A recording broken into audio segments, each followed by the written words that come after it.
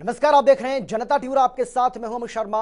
तो एक बार फिर से आज हम पॉलिटिकल पंचायत में बात करेंगे कोरोना को लेकर, क्योंकि कोरोना के मामलों में लगातार इजाफा हो रहा है और इस बात का अंदाजा आप इसी से लगा सकते हैं कि एक बार फिर से 2.5 लाख से ज्यादा मामले देश के अंदर सामने आए हैं। 2,70,000 का आंकड़ा पिछले 24 घंटे के दरमियान पार हो गया। 1600 से ज्यादा लोगों ने अपनी जान गंवा दी। हरियाणा भी इसमें पीछे नहीं है। हरियाणा में भी लगातार 7,000 से ज्यादा मामले कल एक बार फिर से सामने आए और 29 लोगों ने कोरोना के चलते प्रदेश में अपनी जान गंवा दी है। सरकार की ओर से लगातार यह दावा किया जा रहा है।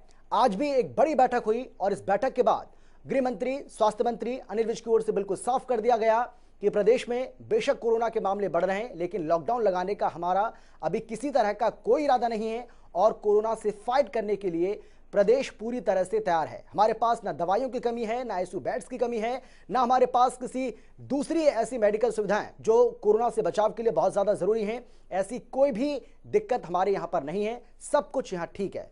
लेकिन अब कोरोना को लेकर ब्लेम गेम भी शुरू हो गया है, क्योंकि अनिल विज कह रहे हैं कि हरियाणा में अगर मामले बढ़ रहे हैं तो उसके लिए सीधे तौर पर दिल्ली सरकार, दिल्ली की आम आदमी पार्टी और राजधानी दिल्ली जिम्मेदार है, क्योंकि हरियाणा के 3 जिले ऐसे हैं जिनमें 50% केस हैं और वो ये जिले हैं जो दिल्ली से सटे हुए हैं।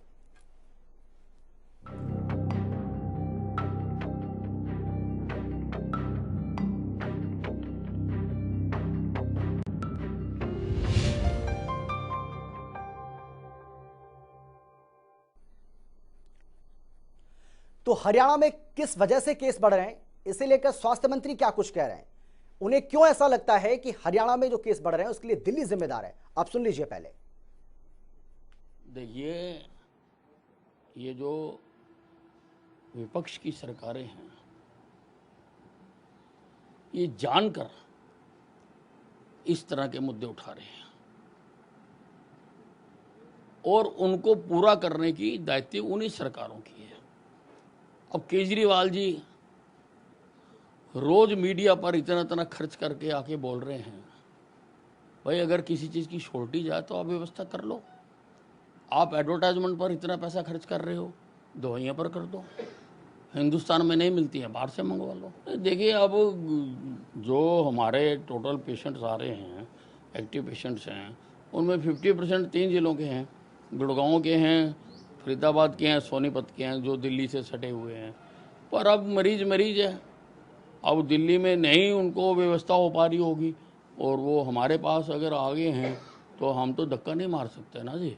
हम तो अपने पूरी क्षमता अनुसार उनको इलाज देने की कोशिश कर रहे हैं। एक बड़ी बैठक भी की गई स्वास्थ्य मंत्री अनिल विज की ओर से। इस बैठक के बाद मीडिया को जानकारी दी गई और उन्होंने साफ कहा कि हम लॉकडाउन नहीं लगाएंगे, लॉकडाउन लगाने का कोई इरादा नहीं है, मजदूर पलायन ना करें। इसके साथ ही उन्होंने इस बात का भी दावा किया कि प्रदेश में मेडिकल सुविधाएं पर्याप्त हैं। किसी को यहां से जाने की जरूरत नहीं है। हरियाणा में लॉकडाउन के बारे में हम बिल्कुल नहीं सोच रहे हैं और सभी इंडस्ट्री वालों को और मजदूर भाइयों को भी मैं कहना चाहता हूं कि किसी प्रोपेगेंडा में आने की जरूरत नहीं है। यहाँ पर इंडस्ट्री भी चलेगी और आपका रोजगार भी चलता रहेगा। हम कोई लॉकडाउन नहीं लगा रहे हैं। आज की तारीख में आइसोलेशन बेड्स जितने हमारे पास हैं उसमें से अभी केवल 11.12% ऑक्यूपाइड हैं, बाकी बेड्स हमारे पास अवेलेबल हैं। तो स्वास्थ्य मंत्री अनिल विज को आपने सुना और इसी को लेकर आज हम चर्चा करने वाले हैं। लेकिन कौन कौन खास मेहमान हमारे साथ मौजूद रहेंगे चर्चा में, सबसे पहले उनसे आपका हम परिचय करा देते हैं। हमारे साथ रंजीता मेहता जी, जो कि बीजेपी के प्रवक्ता हैं, वो हमारे साथ मौजूद रहेंगी। सुरेश रोड जी कांग्रेस के प्रवक्ता हैं, वो हमारे साथ मौजूद रहेंगे। ओंकार सिंह जी इनेलो के प्रवक्ता हैं, वो भी हमारे साथ मौजूद रहेंगे। और इसके साथ ही दीपाली भारद्वाज, जो कि हेल्थ एक्सपर्ट हैं, कोरोना एक्सपर्ट हैं, वो भी हमारे साथ इस चर्चा में शामिल हो गई हैं। आप सभी का बहुत बहुत स्वागत है। लेकिन सबसे पहले मैं रंजीता मेहता जी आपके पास आना चाहूंगा। ये कोरोना पर जो ब्लेम गेम हो रहा है, ये क्यों मैम? भाई कोरोना के लिए तो लगातार ये कहा जा रहा है कि राजनीति से ऊपर उठकर हम सबको मिलकर इस लड़ाई को लड़ना है, लेकिन अनिल विज कह रहे हैं कि दिल्ली में जो कोरोना बढ़ रहा है, दिल्ली में जो मरीज सामने आ रहे हैं, उसकी वजह से हरियाणा पर असर पड़ रहा है और हरियाणा में भी इसीलिए ये केस ज्यादा बढ़ रहे हैं। ऐसा क्यों मैम? अमित, पहले तो जो दो बार मुझे आवाज आ रही है कि उसको बंद करवा दीजिए, जिसकी वजह से मैं डिस्टर्बेंस महसूस कर रही हूँ। और यहाँ पर गेम की बात नहीं है, यहाँ पर हरियाणा बहुत अच्छा परफॉर्म कर रहा है, उसके बारे में अनिल जी ने कहा है।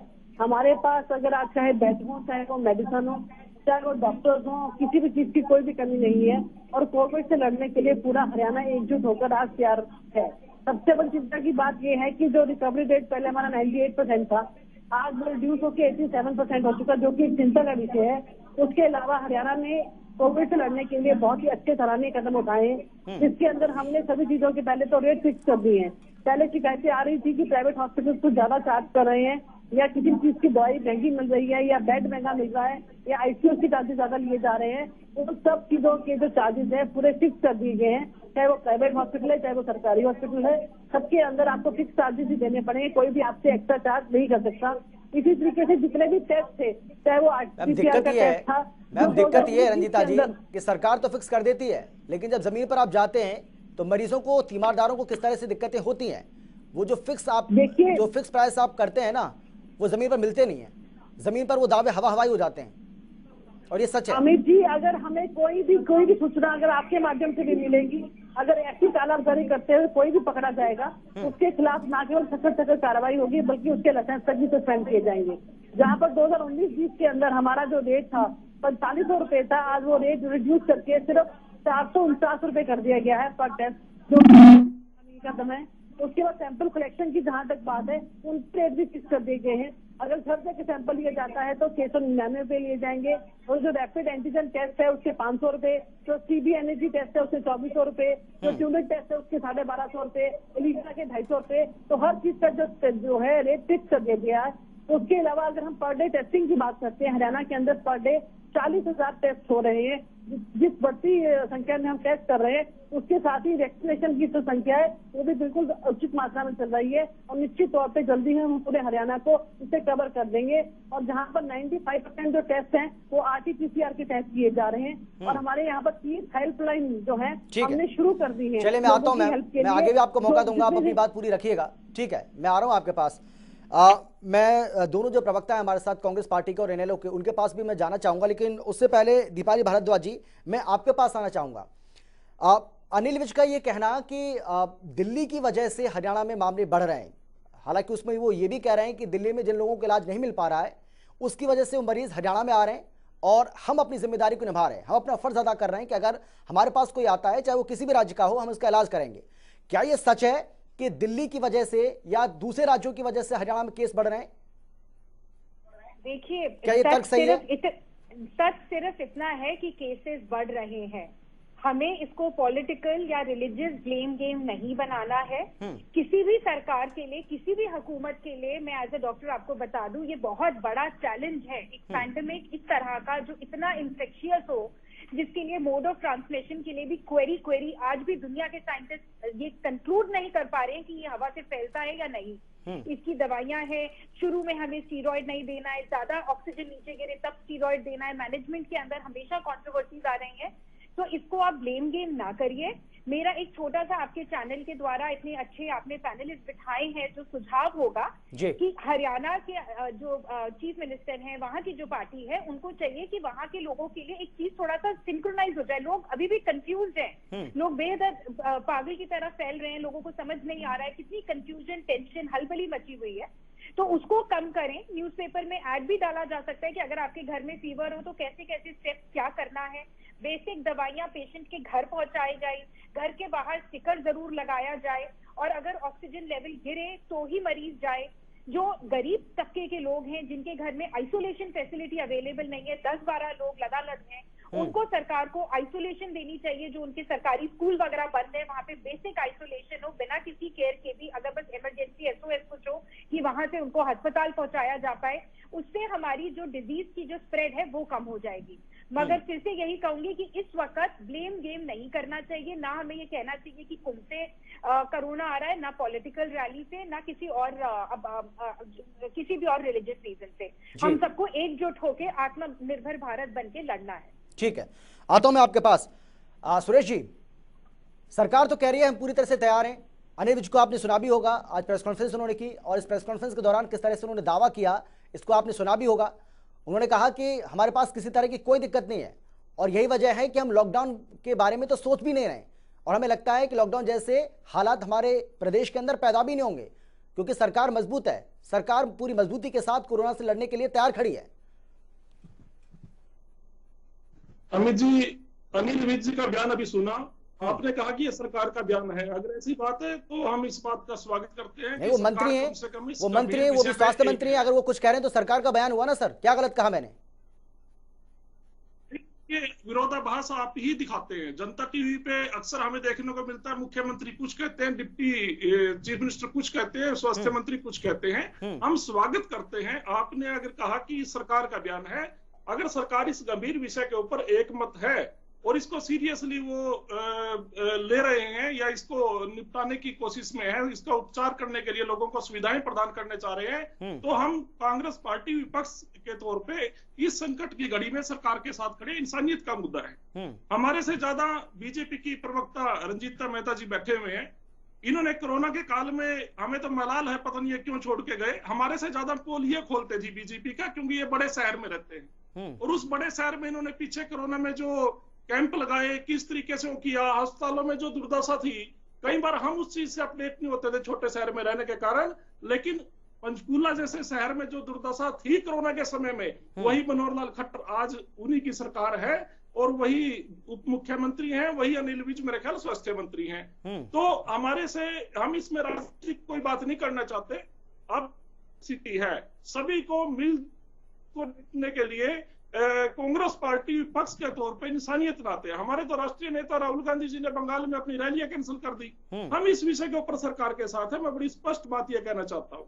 और जो हालात हैं, अगर माननीय स्वास्थ्य मंत्री जी ने जो बात कही, अभी 11% अभी तक ऑक्यूपाइड हैं, तो ये अच्छी बात है। अगर स्वास्थ्य मंत्री, देखो प्रदेश के मंत्री ये कोई बयान दे रहे हैं तो हम उसको सीरियसली लेते हैं, हम उनकी बात को कोई हवा में नहीं ले रहे। अगर ये स्थिति सही है, उनके आंकड़े सही हैं, विभाग के अधिकारियों ने अनिल विज माननीय स्वास्थ्य मंत्री को सही आंकड़े दिए हैं, तो हरियाणा की जनता इस बात पर विश्वास रख सकती है कि हमारे स्वास्थ्य मंत्री ने जो आंकड़े दिए, मैं आता हूं फिर से कोरोना के संकट से। ओंकार सिंह जी, सरकार की ओर से जो कुछ दावा किया जा रहा है, आप भी ग्राउंड पर मौजूद रहते हैं, लोगों से। ठीक है, मैं आ रहा हूँ रंजीता मेहता जी, मैं आप ही के पास आ रहा हूँ, जवाब आप ही से लेना है क्योंकि सरकार में आप ही हैं। मैं आप ही के पास आ रहा हूँ, ओंकार सिंह जी के पास जाना होगा मुझे। ओंकार सिंह जी, आप भी जमीन पर देख रहे होंगे, लोगों से जानकारियां भी आप जुटा रहे होंगे, आपके पार्टी के जो तमाम कार्यकर्ता हैं वो भी देख रहे होंगे कि सरकार जो दावा कर रही है, क्या अस्पतालों में ऐसे हालात हैं भी सच में या फिर नहीं है? आपको लगता है कि सरकार जो दावा कर रही है वो सही कर रही है? मुझे पहले तो मेरी बेनती है, बंद कराते तो ठीक से समझ आती है। तो और मैं कहना चाहूंगा कि वास्तव में हालात बहुत गंदे दौर से, बहुत मुश्किल भरे दौर से हम गुजर रहे हैं। हम सबको मिलकर काम करना चाहिए, लेकिन हमारे को बहुत अफसोस होता है। हमारे स्वास्थ्य मंत्री कहते हैं कि दिल्ली के करके कोरोना के मरीज बढ़ रहे हैं। ये अपनी जिम्मेवारी दूसरे प्रदेश पे घेरते हैं। शुक्र है भगवान का, इन्होंने ये नहीं कहा दिया कि नेहरू के करके बढ़ रहे हैं, इन्होंने दिल्ली का ही नाम लिया। तो दिल्ली का भारत की राजधानी नहीं है, दिल्ली का पाकिस्तान की राजधानी है। अगर दिल्ली में बढ़ रहे हैं तो भी हमारी ही जिम्मेवारी है। क्या दिल्ली के लोग यहाँ पे आके कोरोना फैला रहे हैं? पता नहीं कैसी कैसी बातें करते हैं। मैं अनिल विज से पूछना चाहता हूँ कि पिछले हफ्ते उन्होंने यहाँ पे सुभाष पार्क की ओपनिंग करी थी, हजारों लोग इकट्ठे किए थे। दूसरे बंदे तो मास्क न लगाए, 500 रुपए का चलान है। ये खुद लोग रैलियां कर रहे हैं, रोड शो कर रहे हैं, सभाएं कर रहे हैं, उद्घाटन कर रहे हैं। इसकी जिम्मेवारी किसके ऊपर है? और मेरी बहन रंजीता मेहता मेरी छोटी बहन है, इनसे मैं एक बात जरूर पूछना चाहूंगा कि पार्टी बदलने से व्यक्ति की विचारधारा कभी नहीं बदलती होती। पिछले साल जब इनको कोरोना हुआ था तो इन्होंने ही इसी पार्टी के खिलाफ क्या कुछ बोला था, मेरे पास रिकॉर्ड पड़ा है। तो मैं अपनी बहन से कहना चाहूंगा, विचारधारा नहीं बदलती होती, इन चीजों को जरूर ध्यान में रखें। और सबसे बड़ी बात है, हमें जनता की रक्षा करनी है।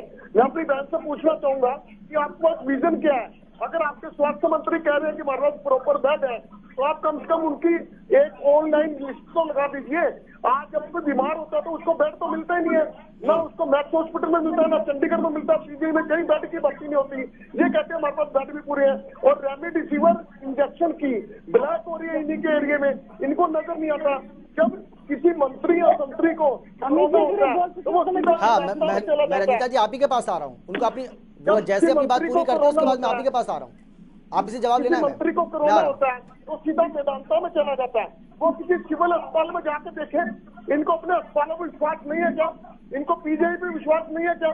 अब देख लो, आपके सामने ही है, जो इनके एक एमपी को कोरोना हुआ, मेदांता में भर्ती हो गए। क्यों ये जाते हैं मेदांता में? जनता इनके ऊपर विश्वास खो चुकी है। अगर ये सही है, इनकी मेडिकल सुविधाएं सही है, तो ये सिविल अस्पताल में जाएं, ताकि जनता को भी एक लाइन मिले, जनता ठीक भी है। देखे हाँ जी मंत्री जी भी यहाँ पे ठीक है रंजीता जी, लेकिन जो ओंकार सिंह जी कह रहे हैं उसका जवाब तो आप देंगी, लेकिन ये है कि अगर मान भी ली जाए, सरकार जो कह रही है कि भाई किसी तरह की कोई दिक्कत नहीं है, हमारे पास पर्याप्त बेड हैं, आईसीयू बेड की संख्या हमारे पास है, ऑक्सीजन की कोई कमी नहीं है, जो भी कहा जा रहा है सरकार की ओर से, लेकिन साइबर सिटी गुरुग्राम में तो दिक्कत आ रही है, वहाँ पर मरीज परेशान है, वहाँ पर बेड नहीं मिल रहे हैं लोगों को, ऐसी शिकायतें आ रही हैं। हो सकता है आपके पास भी ऐसी कुछ शिकायतें आई हों, हो सकता है किसी ने आपको भी फ़ोन किया हो कि मेरा एक मरीज़ है, मेरा एक पेशेंट है सीरियस, आप उसको भर्ती करवाइए। तो शिकायतें आ रही हैं, ऐसा नहीं है कि बिल्कुल शिकायतें ऐसी नहीं आ रही हैं। अमित जी, मैं हर एक का जवाब दूंगी जी। और गुजारिश करूंगी कि कोई बीच में इंटरव्यू ना करे। सबसे पहले तो मैं सुरेश रोड जी की बात का जवाब देना चाहूंगी, जो ये कह रहे थे कि मुख्यमंत्री जी कुछ कहते हैं, अनिल जी कुछ कहते हैं। शायद अपनी पार्टी का भ्रम इनको नजर आता है, क्योंकि इनके यहाँ पे ऐसा अक्सर होता है, शेरगढ़ जी कुछ कहते हैं, हुड्डा जी कुछ कहते हैं और सुरजेवाला जी कुछ कहते हैं, और पार्टी लाइन कुछ और होती है।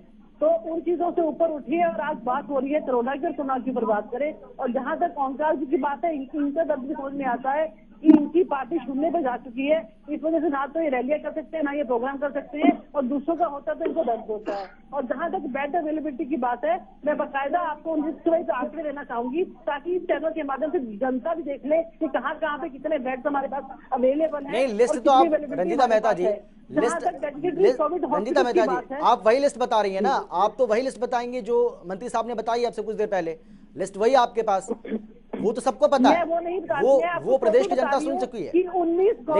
लेकिन हम ये जानना चाह रहे हैं रंजीता मेहता जी, हम ये जानना चाह रहे हैं कि साइबर सिटी गुरुग्राम से जो शिकायतें आ रही हैं कि बेड वहां पर मरीजों को नहीं मिल पा रहा है, वहां परेशानी हो रही है मरीजों को, तीमारदारों को दिक्कतें हो रही हैं, वहां पर ऑक्सीजन की भी कमी की शिकायतें कुछ आ रही हैं, क्या ये सच है? ये जानना चाह रहे हैं हम। अमित जी, बिल्कुल कोई भी दिक्कत परेशानी नहीं है। और हमारे अध्यक्ष जी ने आज ही हमारी मीटिंग लेकर, बल्कि जो भाजपा के डेडिकेटेड कार्यकर्ता है उनका भी एक टीम बनाकर उनके लिए भी एक सेंटर बनाने की कोशिश कर रहे हैं, जिसके अंदर सुबह 8 बजे से लेकर रात के 10 बजे तक हेल्पलाइन नंबर के ऊपर वो लोग मैंने अटेंड करेंगे कि कौन से जिले में कहाँ पर बेड की जरूरत है, कहाँ पर मेडिसिन। रंजीता जी, अगर समय बचा तो मैं फिर से आऊंगा। दीपाली जी, मैं आपके पास आना चाहूंगा। ठीक है मैम। इसके अलावा मैं आपको बताना चाहूंगी, इस समय टोटल हमारे पास 66,603 ठीक है मैम, आ रहा हूँ मैं, जो कि 809 सेंटर के माध्यम से सरकार ने अवेलेबल करा रखे हैं। तो इसलिए हरियाणा की जनता पूरे सुरक्षित हाथों में है और उनको बिल्कुल घबराने की जरूरत नहीं है। ठीक है मैम, ठीक है मैम, समय कम है मेरे पास। ठीक है दीपाली जी देखिए, मैं अगर ये आपसे पूछूं कि कोरोना से कैसे बचाव करें, कोरोना से कैसे बचा जा सकता है, कोरोना आपको कैसे हो सकता है, तो ये सब तो हम बहुत पढ़ रहे हैं, हम जनता टीवी भी लोगों को लगातार अवेयर कर रहा है। और मैं चाहता हूं कि जिस तरीके से ये लगातार कहा जा रहा है सरकार की ओर से कि हरियाणा में हालात पूरी तरह से नियंत्रण में है, वो बात अलग है कि पहले 5,000, 6,000 और अब 7,000 का आंकड़ा लगातार पार कर चुका है। दूसरे तीसरे दिन लगातार 7,000 से ज़्यादा मामले सामने आए, 29 लोगों की मौत हो गई 24 घंटे के अंदर, ये कल का आंकड़ा आपको मैं बता रहा हूँ। उसके बावजूद सरकार का ये कहना कि हालात पूरी तरह से नियंत्रण में है, सरकार का ये कहना कि लॉकडाउन लगाने का हमारा किसी तरह का कोई इरादा नहीं है, और सरकार का ये कहना कि हमें लगता है कि लॉकडाउन की नौबत हमारे यहाँ पर नहीं आएगी। सरकार का ये कॉन्फिडेंस आप कैसे देख रही हैं इसको? मैं इस कॉन्फिडेंस को बहुत गलत देख रही हूँ, सच बोलूं तो एज अ डॉक्टर, क्योंकि अगर आप देखेंगे तो जो डॉक्टर्स हैं, हम लोग सैनिक नहीं है, मगर 800 से ऊपर डॉक्टर्स की डेथ हो चुकी है रोजाना। आज 2 जर्नलिस्ट की डेथ हुई है। ये जो फ्रंटलाइन वर्कर्स हैं, जो पुलिस वाले हैं, जो कोविड से बीमार होते जा रहे हैं। अभी चुपचाप हमारी जो पॉलिसी थी जहां डॉक्टर्स को 50 लाख की इंश्योरेंस मिली थी, वो पॉलिसी भी हटा दी गई है। काफी जगहों पे डॉक्टर्स को बहुत प्रॉब्लम्स है, वेंटिलेटर है तो ट्रेन प्रोफेशनल्स नहीं है। तो जो हमारा लिमिटेड रिसोर्स है डॉक्टर्स और हेल्थ केयर वर्कर्स का, उसको हमारी हुकूमत का दामोदर बनता है कि उसको बचाया जाए और टीकाकरण को जितना ज्यादा बढ़ा सकते हैं 24/7 उसको बढ़ाया जाए। जहां पे ज्यादा केसेस पाए जा रहे हैं उस एरिया में टीकाकरण ज्यादा दिया जाए और उसकी एज लिमिट भी बढ़ा दी जाए। मेरी सरकार से यही दीपाली जी, मेरे पास समय की बहुत कमी है। आप सभी का बहुत बहुत शुक्रिया इस चर्चा में शामिल होने के लिए, अपनी बात रखने के लिए। लेकिन बड़ा सवाल ये है कि सरकार की ओर से लगातार दावा तो किया जा रहा है, लेकिन क्या सच में सरकार उतनी तैयार है? क्योंकि साइबर सिटी गुरुग्राम से ऐसी शिकायतें लगातार सामने आ रही हैं कि वहां पर दिक्कतें हो रही हैं, लेकिन सरकार कॉन्फिडेंस में है। सरकार का यह कहना है कि लॉकडाउन नहीं लगाएंगे, लॉकडाउन लगाने का हमारा कोई इरादा नहीं है, क्योंकि यहां ऐसी नौबत नहीं आने वाली है। फिलहाल इतना ही, छोटे से ब्रेक के बाद फौरन लौट रहे हैं।